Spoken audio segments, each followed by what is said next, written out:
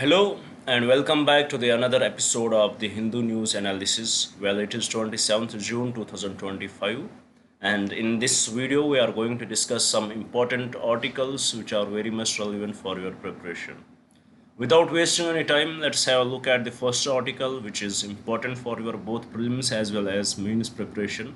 As you can see here, the article it is talking about the fathoming America's plan to manage AI proliferation. So, what is the story behind this article? As I had told you before, when you will start reading any article, you would have to look after few things which could be very much important for your preparation. First, always first look at the news. First, what is the news in it? Second, what is the context or history? Third, what would be its impact? And fourth, if any organization was mentioned, then let's talk about that too. So these are few important things which you have to look into an article when you are reading it. So let's start discussing this article. Let's try to find what is the news. The Trump administration, they had introduced new regulations with respect to AI proliferation. So what are they? Let's try to discuss them. Before that, let's try to dig deep into the article, try to understand what is the context of it. Present age, if we look at it, is the age of the AI technology. We are driven by AI technology all over the works of our life. Whatever we do, we are in a way connected with AI. Whether we watch movies, we are on the phone, whether we want to study something, we would definitely use AI. It is overtaking everything. So with respect to this, we can analyze that, we can understand that AI has various functions. It has various functions. So if we will broadly categorize these functions, it would come under two. The first one, it has the civil functions for the civilian uses. Civil functions, for example, for the purposes of the education, for the purposes of the managing the corporation or trade and all that stuff, and also in the health sector it can be used. At the same time, it has another usage also, that is in the military domain or in the defense domain. So this we understand, it has there are two ways to use it if we will broadly categorize these things, the usage of AI. So with respect to the US, as we know that they are very much they had already been developing AI since since a decade now. They had developed very much. They had given us the Chat GPT and various other AI platforms. So with respect to that, what USA is the Biden administration did, even when it was the last few months left for the Biden administration, they brought out some rules which are also called as they brought up some rules with respect to the AI AI regulation, or which are also called as AI diffusion framework. AI diffusion framework. So under this, under this AI diffusion framework, what they decided, that they brought up the policies that the technology they are using, they will not transfer the technologies to some to particular countries. They divided the countries into three tiers, and the rest, with respect to the AI, the technology what they are using, the chips they are using, they are not going to transfer it to few countries. So how they divided the countries? They divided countries into three tiers. The tier one, which is friendly to USA, tier 2, neither friendly nor neither enemy nor trustworthy, and tier 3, it is totally advisory of the adversity causing countries for the USA. And in the tier 3 there were the Russia and China. In the tier 2, India got its place in tier 2. So what they decided to do, that with tier 1 they would share the technology, they would share the chips without any consideration. With the tier 2, the tier 2 countries, they would have to get the licenses for that. With tier 3, they will not trade, they will not share the technology at all. So what did it result in? When they had ignored the countries like Russia and China, and we know that how China has been challenging the USA, whether it would be economic wise or the technological wise, we had seen that China has done huge investments in it, and they had they had given the result. They had achieved the targets to the much extent. We had seen in the last year when there was the introduction of DeepSeek from China, how it is considered better than the money OpenAI technologies of USA, and there was very least amount of investment in the DeepSeek. So this policy, which the Biden government has brought in, the diffusion framework policy with respect to AI, it has in a way restricted the transfer of technology to these countries. But at the same time, what it did, it enabled these countries, it pushed these countries to the edge so that they will develop their own technologies, and which are way better than the USA's, and also which are which are economic wise very much compatible to these countries, and the technology is way better than USA's. So in this way, at the end it was the USA's companies which were getting which were getting impacted with respect to it. So the administration changed in the USA, and it was replaced by the Trump administration. It got replaced by the Trump administration, and now the Trump has brought up the new policies. It is going Trump, he is moving away from the policies which were given by the Joe Biden's government. And what he has decided, that the Trump has with respect to the transfer of technologies, he had blacklisted few companies from China.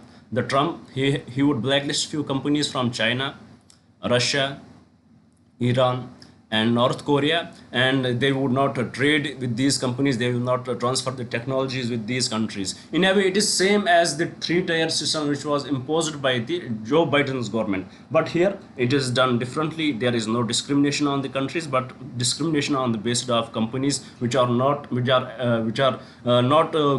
which are not friendly with the USA, so that they will not trade with these companies. And also, the chips which are developing, they will have the tracking mechanism in that, so that they will track to which how they are being used, to which countries they are which companies are using it, and for what purpose they are using. So this is the crux of this article. Let me recap once again so that it will fit in your mind.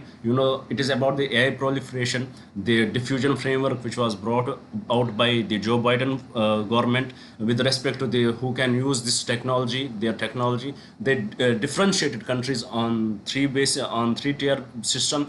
Tier 1 are those countries which are very friendly to them, so that they can share technology with them, they can share chips with them. Tier 2 are those countries which are neither adversaries to them, neither that trustworthy to them, like India. If India want to get the access to these companies, these chips, they would have to get the licenses for that. And then the tier 3 countries which are adversaries to the USA, like Russia and China, for them they will not trade with them. So it in a way was it restricted the trade with these companies, but at the same time it forced them to go beyond their scope, and to see other markets, to invest much in this domain. And finally they had come up with the results like DeepSeek, and eventually it was the USA's companies which were getting lost in it. So then the Trump administration came in, and they replaced it with the new framework, in which rather than focusing on the countries, they would focus on the companies which are adversaries to the USA,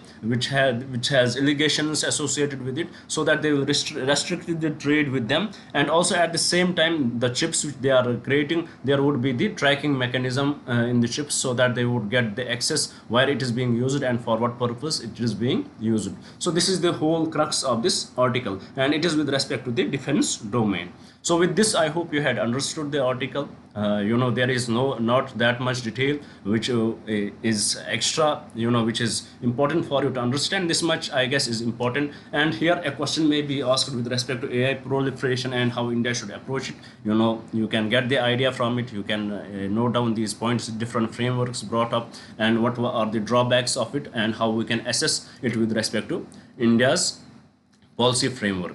So this is how a question about it can be asked in the mains exam.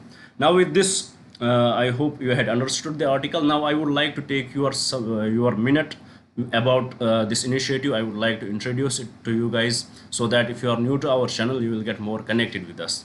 Basically from 2nd June, actually we had started an initiative here, which is Target IAS 2026. Under this initiative, we are covering your two domains of your preparation. One is current affairs, which is this video, which in this video we discuss the current affairs of the day. We discuss the important news articles, as you can see here, and we will try to derive the possible prelims or mains questions with respect to these articles. And in the second video, which we upload in the evening session, we'll discuss your syllabus, static syllabus. And we started with Indian polity. Right now we are discussing the union and legislature. We recently completed, in the yesterday's class, we completed the important functions of the Lok Sabha and Raj Sabha. So we are discussing it. We are about to complete it. Only within 10 to 13 lectures are left for the Indian polity. So if you want to get this service of ours, it is totally free. You just have to subscribe the channel. So please do subscribe it and do write in the comments what else should we bring for you. Now without any delay, let's move to the another article and see what this article is about, and let's have some discussion over it. Well, the article is about the vaccinating India. The prevalence of the zero dose children remains high among the poor. So let's discuss this article. What is this zero dose children? First, let's try to understand what is this zero dose children. These are those children who had not taken any dose of the vaccine. So they are those children who had not even taken any dose of any vaccine. They are vaccine free, and the reasons for that can be money. For example, the major reason which is mentioned in this article, the major reason for these zero dose vaccines, there is the SDG goal 6.9, which says that there should be SDG goal we are about there is a target that we should by the by the 2030 we should reduce this zero dose vaccination to the highest level. We should in 2019, what was the status of the zero dose children? It was 1.4 million in our country. So the target is like that by 2025 we should reduce it to the half. We should reduce it to the half. So it was a target, but right now the target we had not achieved, and for that there are various reasons. But here first we will look into the into the reasons in which the people are directly involved. What are the reasons that the people don't vaccinate their people? What are the major reasons why people don't vaccinate their people? So here first reason which is given in the article itself is the poor condition of the people. Poor condition of the people, poverty in the country, and because of the poverty, lack of education is there. When there is lack of education, they are not aware of these programs and the effects of it. So eventually they would not vaccinate their children. So this is one of the reason why there are single zero dose children in our country. The second reason which is highlighted in the article is because of the diversity in our country. We have huge scheduled tribes living in our countries, and these scheduled tribes, they are very much living in the far-flung areas, and where they have the lack of education, where the where the accessibility is very low, and because of that they are not getting vaccinated. The children there are not getting vaccinated. And also one other reason which is mentioned in the article is about the literacy of the mother. Literacy of the mothers. If the mothers of the children, if the mothers are not educated, then they don't tend to move towards the towards the vaccination.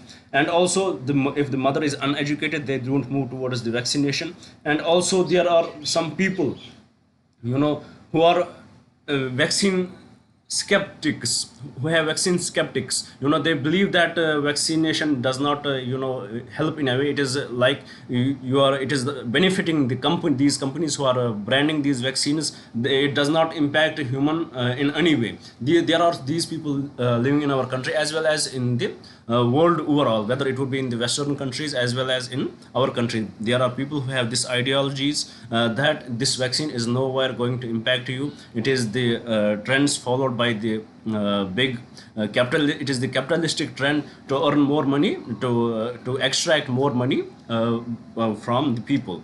So these are the four major reasons why there is a lack of vaccination in the country, and it was 1.4 million in 2019, and India has done very good in it. We had brought schemes like Indra Dhanush, we had other schemes like we had brought schemes like Indra Dhanush and various other schemes to reduce this burden of to reduce this burden to reduce this burden of the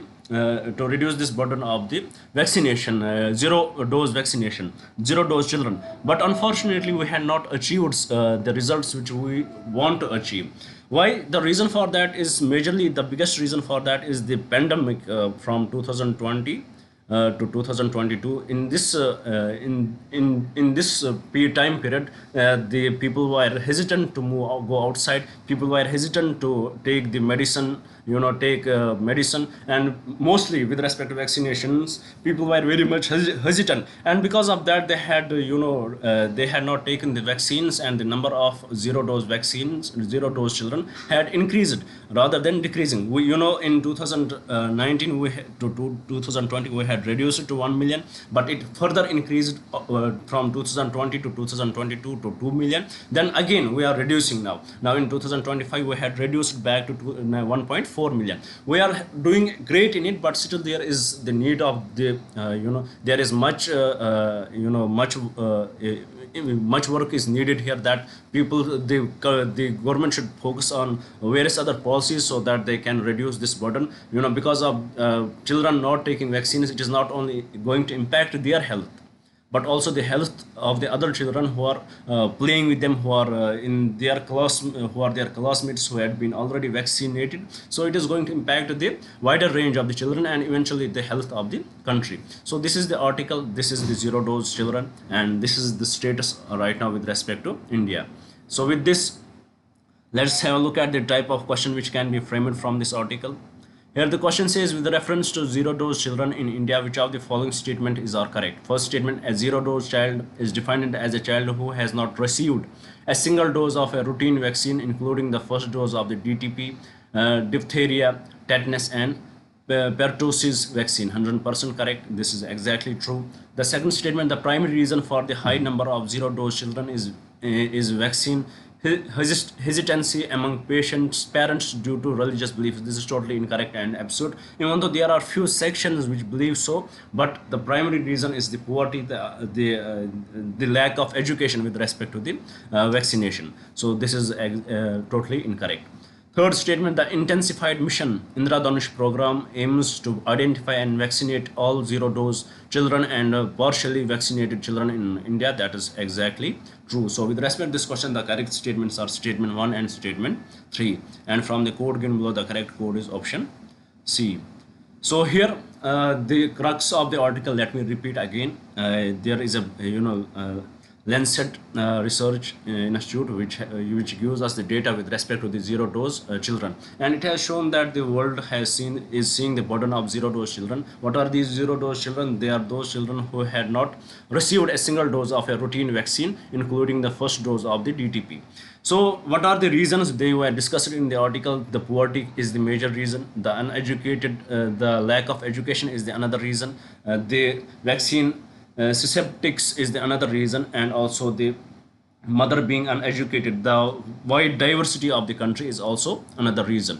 So there is what can be the impact if there are zero dose children in our country? It will definitely impact not those children only, but also the children who are associated with them, who are playing with them, who are in these classes with them. So it is going to have the wider impact.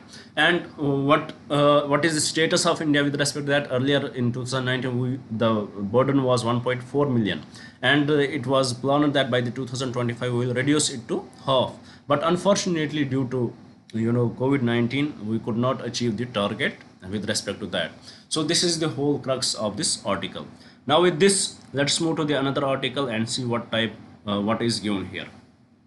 Well, here the article is about the Jal Jeevan mission. What is additional demand behind delay in Jal Jeevan mission? So what is this scheme, Jal Jeevan mission? It was initiated in 2019. Jal Jeevan mission was initiated in 2019, and the target was that to give the drinking water to everybody, to that the people could have the access to this drinking water, drinking tap water. Under this article, about Jal Jeevan mission, you would have read it from 5 years now if you would be preparing about it, and we had also brought some important facts related to it. But here in the article there are few facts given which could be very much important for you. The first important fact which is important for you is that now they had added that not only the tap or groundwater would be used, also the river water and water from lakes would be used in the Jal Jeevan mission. Second, not first important fact which you need to know about is from this article, which is relevant for you, is the source of water. Second, earlier it was estimated that this will focus on 19 crore people, but under this 15 crore people had got the access. Now 4 are left. Now the government has said that there is definitely need to add more households in it, and for that the 4 crore extra households has been added in this. So this is also the other fact which was mentioned in this article. And the third, what is the quantity of water which would be given, what is the per capita, 50 liters per capita would be given per capita. 50 liters would be given to every household. And then would be the quality of the water? It would be BIS 10,500 should be the quality of the water. So with respect to this, these are some important facts which are given in the article. And also the article mentions about how in 2024-2025 it was estimated that 67,000 crore were given for this scheme, but unfortunately there is lack of investment, lack of utilization in it. Only 22,000 crore has been invested in it, and rest is unutilized. So the article focuses on that this unutilized money should also be utilized for this greater purpose. So with respect to this, let's have a look at the question which we can frame from this article. The article question says, with reference to Jal Jeevan mission, which of the following statements are correct? It is a flagship program of the Ministry of Jal Shakti, 100% correct. The mission aims to provide tap water connection to every rural household by 2030. It is totally incorrect, because it is first it was till 2024 was its target earlier. So the third mission, the mission is based on a community approach to water. That is also true. The correct option to this question would be option 1 and option 3. So that would be the correct answer. So with this, let's move to the another article and have a look at it, what it is about. Well, the article is about a tussle in Shanghai Cooperation Organization, which we saw yesterday. Everyone would be very much aware of it. There was a meeting in the China with respect to the Shanghai Cooperation Organization, and the defense ministers from different countries has visited this meeting. So India was also there. With respect to this multilateral organization, there one thing is very much clear, that at the end of the meeting there would be a joint statement made by the countries who are part of it. When the joint statement was made, India had reiterated on it that they should also include. India said that they should also include the Pahalgam attack in it. There was a great talk from the Rajnath Singh, the defense minister. He discussed the terrorist attacks in the Kashmir Valley in Indian territory, how it is going to impact the whole world, whole region in this. So with respect that he in a way wanted that this Pahalgam attack should also be mentioned in the joint statement. And at the same time, we know that there was a Jafar Express attack in Pakistan, in Balochistan, that was added in this joint statement. And we know that the Pakistan would often blame India for whatever will happen on their land. So with respect to that, it was kind of an insult. It was a kind of a biasness from the SCO towards Pakistan, and it was the statement was much much anti-India. The statement was much anti-India, what India wanted the statement should be, it was very much against that. So when the joint statement is given, all the countries have to sign it. Mr. Rajnath Singh, he refused to sign the joint statement. So this shows the importance of being the member of the multilateral organizations. Here you can say that the statement which we wanted to put in the joint statement was not added, but at the same time it shows that it showed how what India's approach is going to be with respect to these issues. India is not going to tolerate it. Whatever the organization would be, whatever the countries they are against would be, we are going to stand what we stand for. We are going to stand for that. We are going to stand for what we feel the better is. We are going to stand for the anti-terrorist acts in the world, or especially in the country. This is what it shows, and at the same time, it also focuses on the need of the